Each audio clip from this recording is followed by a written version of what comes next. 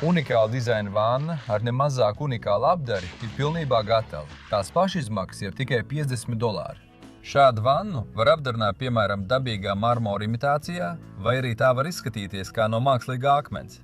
Fantāzijas lidojums lētā šādu vannu apdarē praktiski nav ierobežots. Uzskatu, ka šādas vannas izgatavošanu var paveikt jebkurš, jo īpašas prasmes nav nepieciešamas. To izgatavošanu garāžā pat var pārvērst par ļoti ienesīgu mazo biznesu ar nopietnu rentabilitāti, iegūstot 1000 peļņu. Nebija arī bez lielām un mazām kļūdām, un kopumā projekta beigas daudziem būs negaidītas. Tāpēc, ja noskatīsieties šo video līdz galam, domāju, noteikti nenožēlosiet. Jūs neatkārtosiet kļūdas, kuras labāk neatkārtot, un varēsiet izvairīties no bezjēdzīgiem tēriņiem un lieka darba, ietaupot vēl vairāk. Kanāla Jašas Kosjeka dziesmas skatītāji pirmie uzzina šo svarīgo informāciju.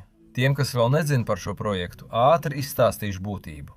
Bet tiem, kas zina, ļoti īsi atgādināšu galvenos momentus. Tāpēc visu pēc kārtas. Sveiki visiem! Es paņēmu pavisam nedaudz ekstrudētā putuplasta. Ekstrudētais putuplasts ir putuplasta veids. Es abām loksnēm padarīju virsmu raupjāku no abām pusēm. Pie divām loksnēm no vienas puses uz laiku pielīmēju apmetumu stikla sietu. Ar pielīmēto sietu trauslās loksnes var saliekt. Es salīmēju divas loksnes gareniski un iezīmēju vēlamo vānas dibena platumu. Apgriezu izliektu lokšņu apakšējās malas, lai nodrošinātu to slīpumu. Pielīmēju izliektās loksnes pie dibena loksnēm. Uzstādīju pagaidu starpliks no bruses. Pielāgo izmērus un ielīmēju labā un kreisā sānu loksnes. Izmantoju izliektu lokšņu atgriezumus. Vienkāršā veidā iezīmēju bortu augšējo līniju. Apgriezu bortus pēc augstuma. Ļoti ātri izdevās viegla konstrukcija, ar kuras formu es paliku apmierināts. Lai piešķirtu nelielu nopaļojumu labajam un kreisajam bortam, ar līmes putām uz laiku pielīmēju 4 horizontālus bruses. Lai izveidotu dibenam slīpumu ūdens notecēšanai, uzstādīju pagaidu vertikālos bruses. Slīpums izdevās tieši tāds, kā vajag. Apgriezu topošās vannas karkasu. Sajaucu maisījumu hidroizolācijai. Hidroizolāciju uzklāju tikai uz šuvēm, jo pats šis putuplasta veids, ko sauc par ekstrudēto putupolisterolu, ūdeni neuzsūc un attiecīgi arī nelaiž cauri. Bet poliuretāna celtniecības līmpulis var laist cauri ūdeni. Sagatavoju izdriezumus no apmetuma stikla šķiedras sieta. Uzklāju armējošo slāni, izmantojot iegādāto maisījumu siltumizolācijai un stikla šķiedras sietu.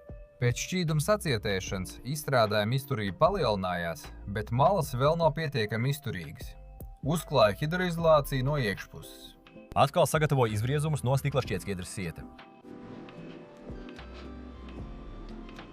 Beidzu armēšanu no iekšpuses. Armējošā slāņa biezums ir tikai daži milimetri, tāpēc maisījumu vajadzēja pavisam nedaudz.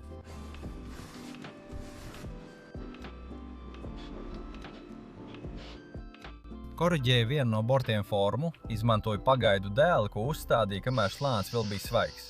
Kad maisījums sacietēja, apgriezu vannu un sāku virsmas apdari ar cementu špakteli. Pēc špakteles nožūšanas no ārpuses uzklāju iegādāto apdares pārklājumu, kas sastāv no krāsaina smilšu maisījuma, sajaukt ar akrila bāzi. Ļoti ātri sanāca šāds skaistums. Pienāk izšķirošais brīdis. Leju iekšā ūdeni. Šīs vannas korpus man izmaksāja tikai $30. Tas ir tikai 2500 Krievijas rubļu, jeb tikai 90 mūsu Baltkrievijas rubļu. Apdarējis nolēmu censties iztērēt ne vairāk kā 20 zaļos. Manas vannas apakšā ir koncentrēta lielākā daļa šūļu. Pagaida dažas stundas, noplūdes neesmu konstatējis. Tāpēc, lai lieki netērētu daudz ūdens un nebūtu jācieš ar tās izsmelšanu, jo noteks vēl nav, pirmo pārbaudu uzskatīja par izietu. No apakšas noplūdes nemanīja, tāpēc nevajadzētu tecēt cauri arī augstāk. Gruntēju vannu no iekšpuses. Sagaidu, kad grunts nožūst un teros pie virsmas izlīdzināšanas ar cementu špakteli. Tieši ar cementa, nevis ģipša vai akrilu špakteli, jo tās ļoti baidās no turpmākas samirkšanas un no ūdens uzreiz kļūst nelietojams. Saite uz ļoti detalizētu video par visiem veikto darbu posmiem dizaina vannas korpusa izveidē būs atrodama zem šī video. Ja vēl neesat redzējuši un vēlaties uzzināt visas detaļas, varat to noskatīties. Protams, vispirms noskatieties šo video līdz galam, jo tieši šajā video, manuprāt, ir svarīgāka informācija. Uzklāju pirmo špakteles kārtu. Video par šīs vannas korpusu es vēsos pēc padomu par iekšējo apdari pie kanāla Jašas Kosjeka dziesmas skatītājiem. Komentāros zem tā video atsaucīgā pasaules sabiedrība piedāvāja daudz padomu un risinājumu. Pēc pirmās kārtas sacietēšanas uzklāja otro špakteles kārtu. Viesmes līdzinumu panāk ar platām špakteļu lāpstām. Bruntēja sacietējušo virsmu.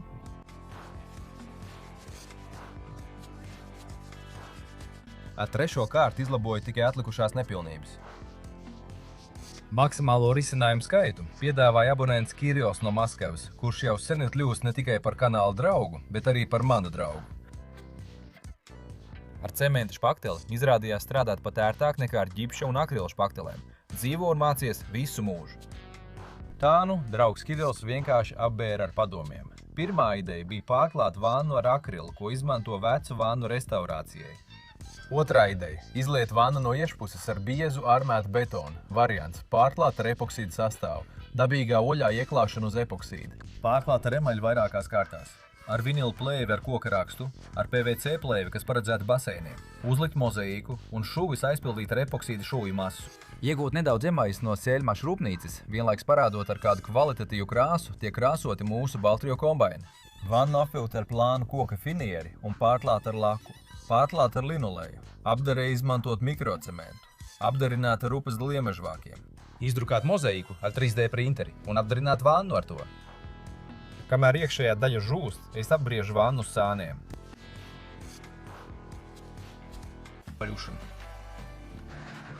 Uzskatu, ka gandrīz visi varianti, ko piedāvāja gan Kirijos, gan citi ieinteresētie skatītāji, principā ir dzīvotspējīgi.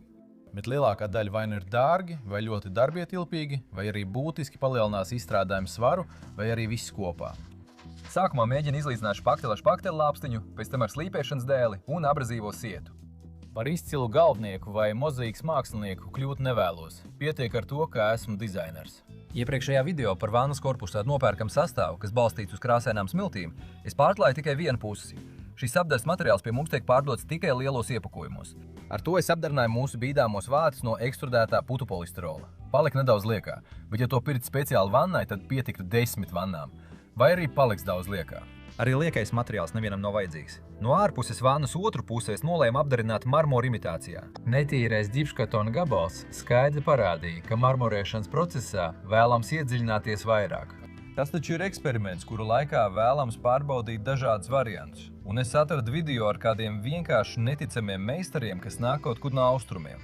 Mēģinu izpētīt un saprast no pirmā acu uzmetiena pavisam vienkāršas metodes.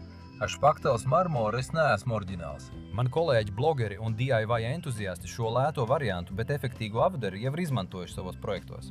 Iespējams, esmu oriģināls tikai ar to, ka pirmais pasaulē grasos uzklāt šo pārklājumu uz paštaisītas vannas, kas par 90% sastāv no penopleksa. Bet man patīk būt pirmajam pasaulē. Savā krājumā atradu vecu špakteļu lāpstiņu ar vajadzīgo platumu un sāku trenēt kustības, kuras noskatījos noderīgos austrumu meistaru video. Šo veco špakteļu lāpstiņu kopā ar citiem špakteļu lāpstiņām un vēl dažiem instrumentiem bija atstājuši strādnieki, kurus bijām nolīguši mūsu zāles remontam. Viņi nostrādāja pusotru dienu, saņēma avansu un pēc tam it kā vienkārši teleportējās kaut kur projām, atstājot pat gumijas čības. Ir redzams, ka ar šo špakteļu lāpstiņu ir izlīdzināti, vai varbūt tieši otrādi, sabojāti daudzi simti kvadrātmetru virsmas. Tajā noteikti slēpjas neredzams darba spēks, kam vajadzētu man palīdzēt. Uz to es ļoti cerēju. Bet, ja nu tos apdares meistars pat tiešām ir novalpījuši citonētieši, mūsu postpadomu telpā mēs esam tik ļoti pieraduši pie tā, ka pēc avansa būvnieki bieži vien pazūd, ka reāli draudu gadījumā mēs varam neizrādīt pienācīgu modrību. Nemaz nemēģinot viņus izglābt no ciklonētiešu gūsta, jo esam pārliecināti, ka pie visa vainīgs zaļais pūķis. Savā pirmajā paštaisītā marmora mēģinājumā es nolēmu izmantot tikai melnu pigmentu, aprobežojoties tikai ar tālākajiem toņiem. Vispirms nolēmu novilkt līniju, lai pārbaudītu un koriģētu orientāciju. Protams, telpiskai orientācijai. Šai līnijai es mēģināšu sekot ar špakteļu lāpstiņu. Visi zina, ka daudzi radoši cilvēki bieži un daudz dzer, un šķiet es saprotu, kāpēc. Dzerošam cilvēkam ir daudz vieglāk izveidot šādas dabiskas līnijas nekā nedzerošam. Tikai skaidrajiem patīk viss taisns un līdzens. Es dzeru nepārāk bieži, tāpēc arī mana līnija sanāca tādu strīnieku. Pirmā vēsturē zināmā keramikas vanna. To atrada Indijā. Tā ir 5,5 tūkstoši gadu. Tātad indiešu brāļi mīlēja ne tikai Kamasūtru. Izrakuma laikā Pompejās atrada bronzas vannu. Šī VPC vanna pēc formas maz atšķiras no saviem priekštečiem. Vannas plaši izplatījās Romā. Ēģiptes valdniece Kleopatra ļoti mīlēja ūdens procedūras. Ne tikai ūdenī, bet arī pienā un zāļu novārījumos. Eiropā viduslaikos mazgāšanās tika uzskatīta par grēku. Cilvēki mazgājās ārkārtīgi reti. Tas noveda pie briesmīgām epidēmijām. Esmu dzirdējis, ka arī mūsdienās tu situācija īpaši nav uzlabojusies. Osmaņu impērijā vannas ļoti mīlēja un bieži tās izgatavoja no marmora. Senajā Grieķijā vannu ņēma sēžot. Turklāt sievietēm to pildīja ar karstu ūdeni, bet vīriešiem ar augstu. Iespējams, tādā veidā mēģināja ierobežot dzimstību. Krievijā vannas sāka plaši izmantot 15. gadsimtā. Sākumā tās izgatavoja no koka. Bet 17. gadsimtā meža trūkuma dēļ tās aizstāja ar tērauda vannām. Pētera Lielā valdīšanas laikā parādījās čugunu vannas. Tās maksāja ļoti dārgi un bija pieejams tikai nedaudziem. Pieejama vanna kļuva tikai pēc gadsimta, būtībā pavisam nesen. Tāpēc ar sajūsmu domāju, ka nodarbojos ar ļoti labu lietu. Cenšoties padarīt jau dizaina vannu, apdarinātu marmora imitācijā, pieejam visiem. Pa virsu visu pārklāja plāna balta špakteles kārta. Kas zina, varbūt pēc gadsimta izskanēs slava, ka Jaša Kosaks Kosjaks, būvmeistars no Lielās Baltkrievijas, parādīja visai pasaulē, kā izveidot dizaina vannu tikai par $50. Tāpēc man arī patīk fizisks darbs, kādas tikai domas neienāk prātā. Palika pāri samaisīta špakteles masa, tāpēc, lai tā neiet zudumā, turpin trenēties. Cementa špakteles īpatnība ir tāda, ka to ir ērti apstrādāt tikai pirmajās 3 dienās pēc uzklāšanas. Pēc tam šāda špaktele ļoti sacietē un kļūst kā akmens, kā betons. Betona izturība ir tieši tas, kas mums nepieciešams. Un tas nemaz nav cementa špakteles reklāma.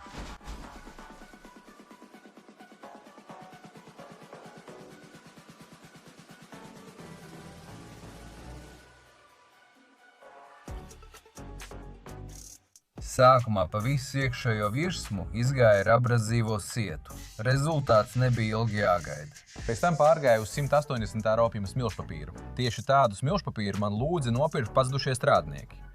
Ja atkārtosiet manu pieredzi, izmantojiet aizsardz cimdus rokām. Saskaroties ar apdares materiāliem, āde var tikt kairināta.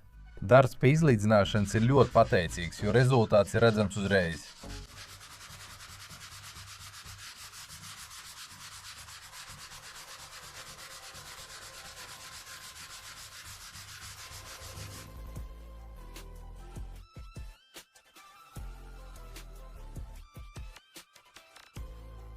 Šī ziena mūsu parasti nepārāk augstajos Baltkrievijas apgabalos izrādījās ļoti skarba.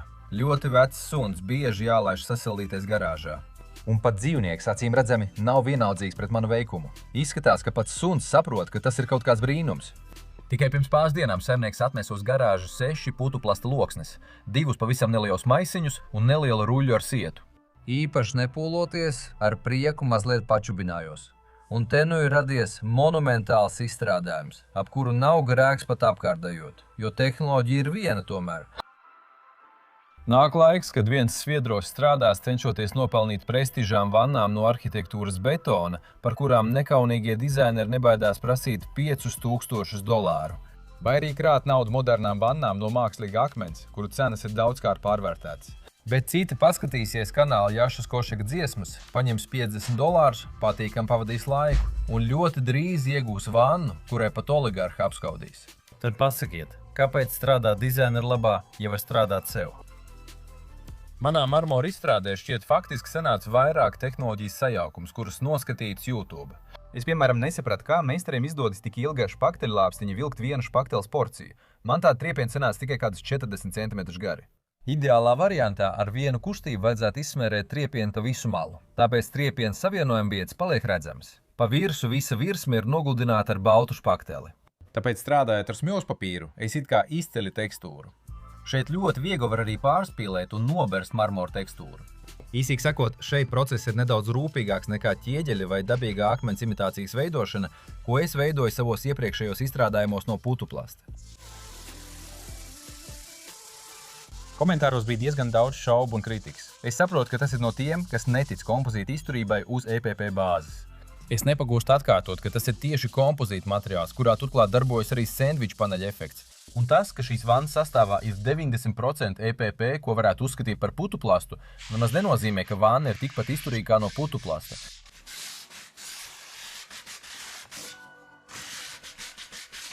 Pirmajā mēģinājumā marmora apdare man sanāca šāda. Lūdzu, nesodiet pārāk stingri.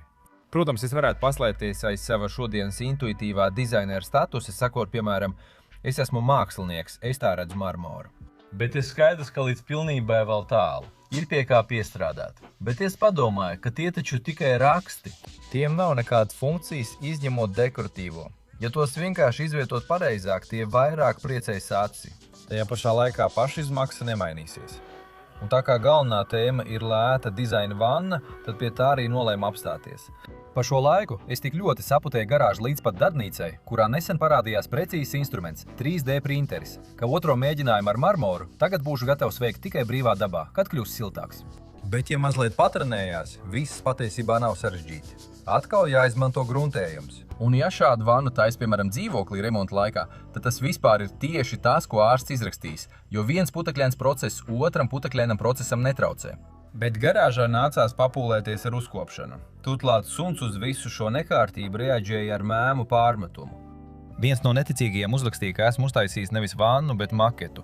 Cits apsolīja noticēt, ja šāda ar ūdeni piepildīta vanna izturēs veselu diennakti. Trešais ir pārliecināts, ka, kad es apsēdīšos uz malas, vanna sabruks. Ļoti drīz pienāks patiesības brīdis, uzgaidiet. Nopirku pašus lētākos vannas sifonu. Izvēlējos vaina gurbu mašīnu ar vajadzīgo diametru. Tieši derēja tā, ar kuru es reiz uzdūros skrūvē, kad taisīju daudz stāvu putnu būri. Tāpēc ar to urptvānu nebija vispār žēl. Sākot gatavot šādu vannu, mēs neko neriskējam. Pašizmaksa ir niecīga. Uztaisījām, pataustījām, pagrozījām. Un ja nepatīk, ka dārza noteikti noderēs. Ja nav dārza, vienmēr var uzdāvināt tiem, kam dārzs ir. Dāvana noteikti novērtēs. Arī vannai ir nepieciešams pamats. Pamata izveidē nolēma izmantot PPS atgriezumus, kas palikuši no iepriekšējiem projektiem. Vannas apakša sanāca ieliekta, lai ūdens labi noticētu, bet pamatnē jābūt pēc iespējas līdzinākai. Apakšā nepieciešama vieta sifonam. Tāpēc bez pamata neiztikt. Pirmajā slānī no Penoplex atgriezumiem atkārtoja vannas apakšas formu. Lēma pāriet uz līdzenas virsmas izveidi, mainot līmes putes slāni. Šeit pieļauju kļūdu, jo iepriekš nesamitrina virsmu. Līmei patīk mitrums. Arī ar putu daudzumu pārspīlēju. Šāds vannas pamatni bez problēmām var izgatavot no koka un dzelzs, bet šis iespējams ir pats lētākais un vienkāršākais variants. Mājā vanna jau ir, bet šo plānots uzstādīt zem klājas debesis. Papildinot mūsu Penoplex laukumu, bet koks ārā ir kaprīs un nepārāk izturīgs materiāls.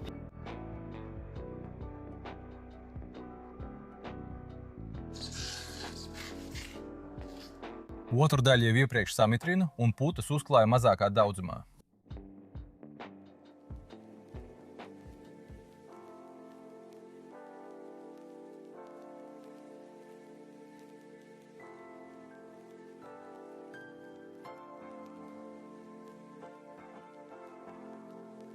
Otrā daļa sāka sacietēt ievērojami ātrāk nekā pirmā. Putas otrajā pamatnes daļā pilnībā polimerizējās, bet pirmajā sacietēja tikai pa malām. EPS necaurlaid ūdens tvaikus, un bez mitruma piekļuvis putas var sacietēt ļoti ilgi, tāpēc noplēs un pārlīmē pirmo daļu jau ar samitrināšanu. Precīzi pamatnes pielāgošanu veids jau ar zāģi, tāpēc mainot putu slāni principā varēja arī nepārdzīvot. Uzlikt EPPS kā pagadās un pēc tam visu uzreiz izlīdzināt ar zāģi. Būtu ietaupījis uz līmes putām. Bet vienmēr cenšos atrast visvienkāršāko risinājumu, kas var arī tāds neizrādīties. Skulptora pēdējie pieskārieni pie EPPS.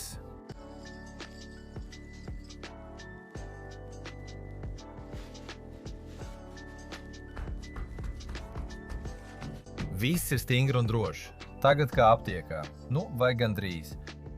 Es jau sapratu, ka ja vanna neizjuks izmēģinājumos, tad $50 es noteikti iekļaujos. Un tas pat var kļūt par ļoti ienesīgu biznesu garāžā. Vajag tikai nedaudz uzlabot izpildes kvalitāti. Un tas ir izdarāms. Un šādas vannas, manuprāt, var viegli pārdot par $500. Tas ir par 40,000 krievu rubļu vai par 1,500 mūsu Baltkrievu rubļu. Un tas ir ievērojami lētāk nekā jebkura dizaina vanna. Turklāt rentabilitāte būs ļoti laba. Pat 1000%. Kā tev tas patīk, Elon Musk? Sākumā 10 šādas vannas mēnesī es pats viegli var izgatavot. Un tālāk biznesa paplašināšana. Sieva, dēli, meita. Dāvinu šo ideju mazajam biznesam. Šodien esmu apsirdīgs.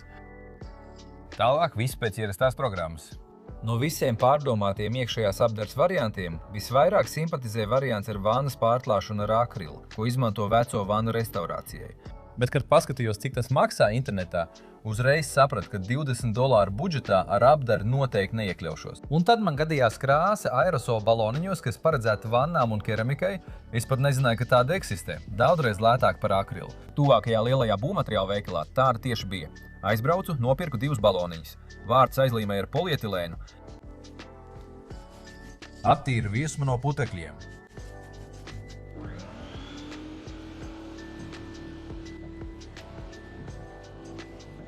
Nočiepu, sievai bija nagu lakas noņēmējs. Attaukoju virsmu.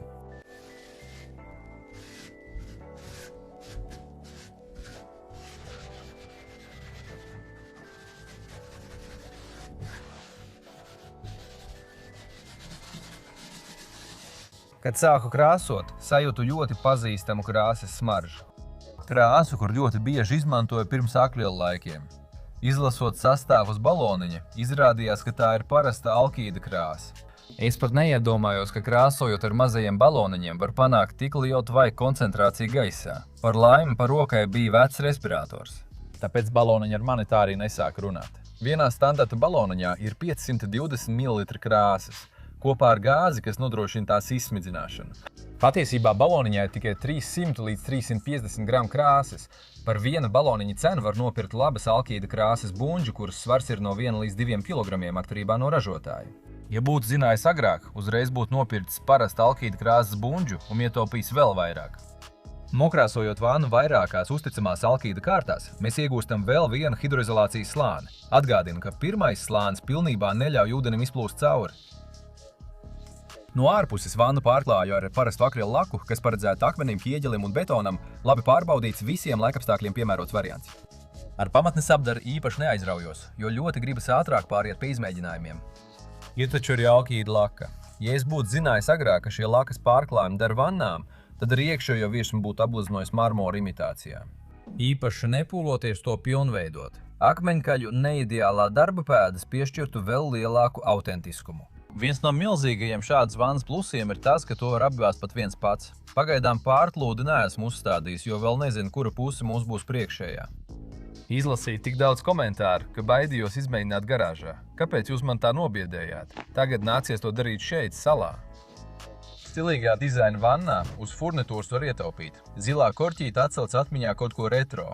Es taču tagad esmu dizainers un tā redzu stilu. Es aizmirsu, kā aprēķinu šādas formas tilpumu.